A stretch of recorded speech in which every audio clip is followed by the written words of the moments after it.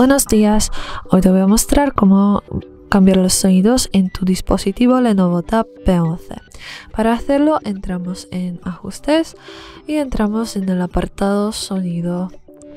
Aquí podemos cambiar el sonido de notificación, elegimos el sonido deseado, lo aceptamos y vemos que el sonido ya está cambiado.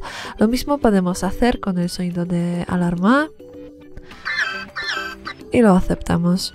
Y podemos ver que los sonidos ya están cambiados. Y es todo. Muchas gracias por ver el vídeo. Te invito a dejar un like, comentar y suscribirte a nuestro canal.